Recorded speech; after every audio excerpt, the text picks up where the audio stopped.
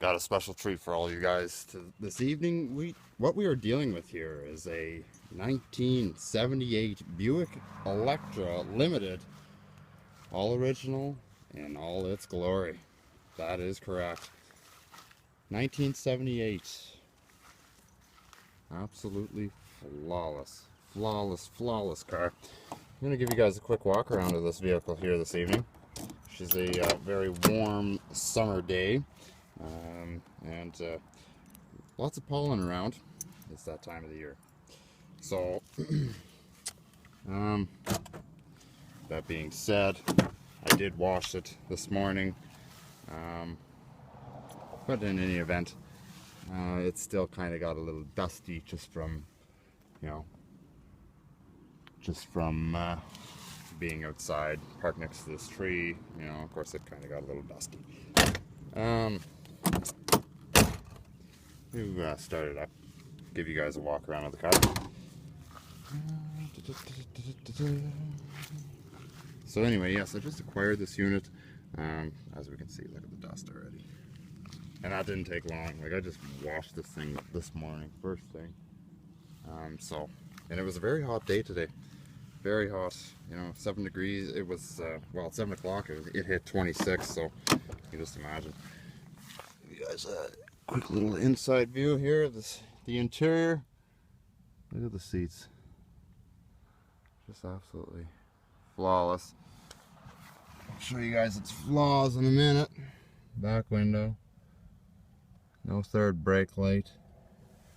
You know, that didn't exist until after 1986. Yeah, it was 1986. So, you know, we got ashtrays. Another thing, real kicker to having this car, it's a one-owner car. So, the original owner bought it in 1978 and passed away last year. And now I have the car. Now, when I got this unit, I was told that this was a 407 big block. Apparently, that is incorrect. It's in fact a 403 according to the label on the fan shroud. Show you guys the engine. It definitely is not in the 300s. We are definitely dealing with a big block. So once I educate myself on this engine and its displacement, I will be able to give a further in-depth spiel on it. But as of right now, I am pretty certain this is only a 407 cubic inch, or 403 cubic inch, as it is listed here on the wore out sticker. So, like I say, with a 38-year-old car, you know, the stickers from the heat and the cold, you know, eventually it starts to break down. So, the original owner, I guess the sticker was peeling off, so he put a big large piece of tape over it just to keep it together from falling apart. So we have a 4-barrel carburetor. This air breather is mint. I just threw a coat of wax on this, and the fan obviously kicked up some dust. Absolutely flawless vehicle. Absolutely flawless. This car is amazing. Anyway. So, different features from my 83 to this one is that we didn't have a spring-loaded grille. My 83 has that. I don't even know if this car has a 5-mile-an-hour bumper. I don't even know. I'm assuming it does. I honestly thought that this car actually had drums up front, and I looked last night, it does actually in fact have rotors. But there's just a part of me that thought to myself that this thing has drums up front, but it doesn't. So, I'll give you guys a startup of this car, because I know you guys don't want to hear me yak about it. You guys want to hear it run. I mean, flawless. So it was branded with the Wolf-Pup plates. One particular reason for that. They deserve to be on a real car. So the flaws, steering wheel. There's a piece of trim here, and the original owner was very meticulous with this car. I mean, very meticulous. He took care of everything. He tried to order a new insert for this, and they don't have stuff like that. So rather than see it totally removed from the car, he taped it in hopes of you know, trying to salvage bits of it. I'm just going to probably end up taking it off because it's not really worth having there. So anyway, go ahead and start the unit. Got a set of keys and an 8-track player. Yes, we're dealing with technology that far off. Now it's been sitting here all day in the hot sun. It might need choke. I think that since we've started traveling... No. Give her a fire up here.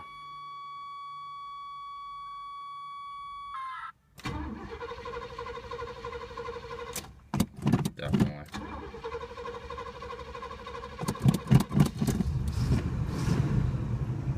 There we go. Just give you guys a quick viewing of this thing purring away here.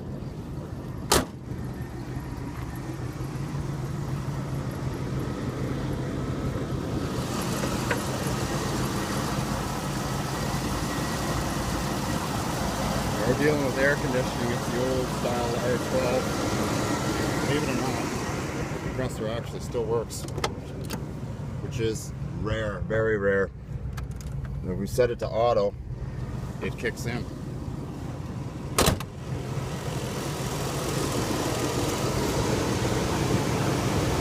actually rare to see something like that still work. It's actually very quiet.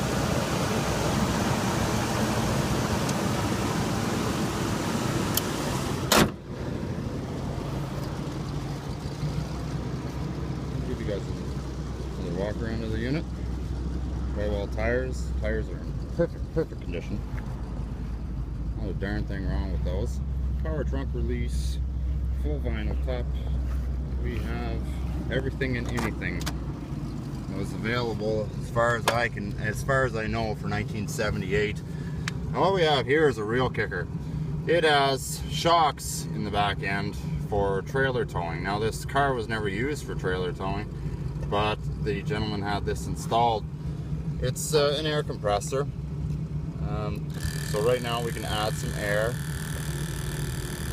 raise the vehicle, or we can let some out and lower the vehicle.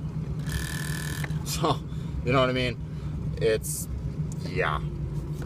All original paperwork. We got power trunk release. We have a cassette adapter here. And what this is for is that you would put a cassette player, a cassette tape in here, and then you'd put this 8-track adapter in here like this, okay? And that would run your cassette tapes. So this is back in the day when, you know, they were trying to start to phase out 8-tracks and you were just kind of, you know, moving over to cassette tapes. So those things were obviously, you know, available aftermarket, you know, parts you could probably buy at Radio Shack. So we got all sorts of documentation, as we should for a one-owner car. That was actually well taken care of. So all that stuff is with the vehicle. And yes, very, very nice automobile. Power seats, power windows, tan colored. Never smoked it.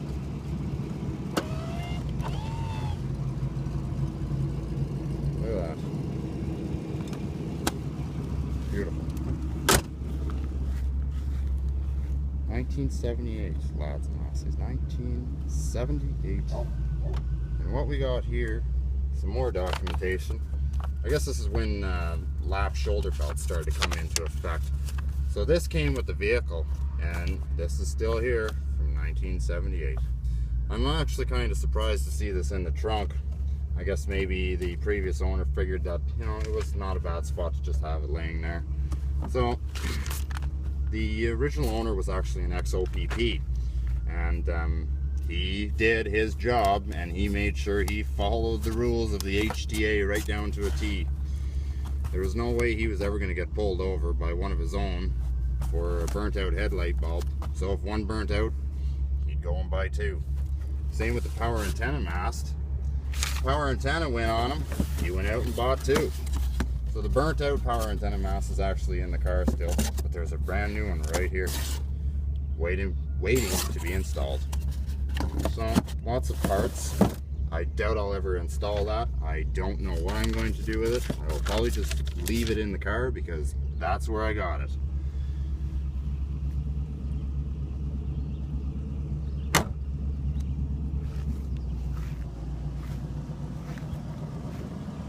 show you another thing too. Pop the hood again for the third friggin' time here.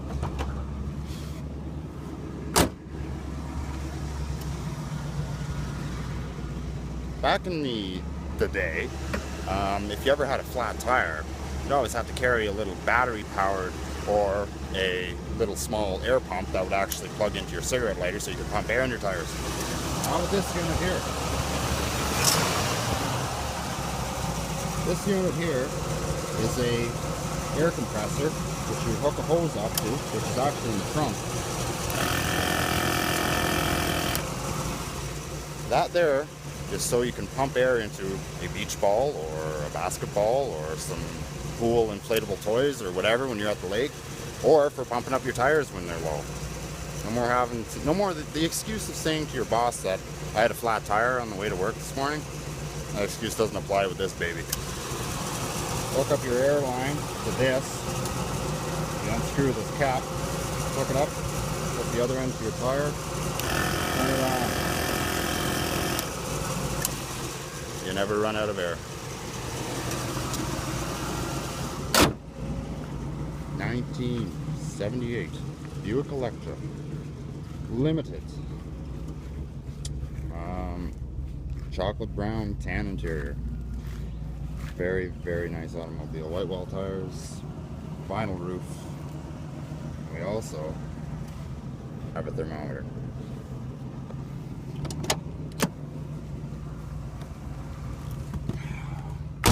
Typical 1970s though.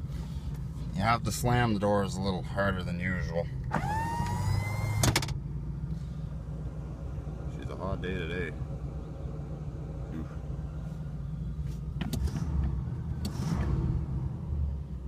Anyway guys, more videos to come.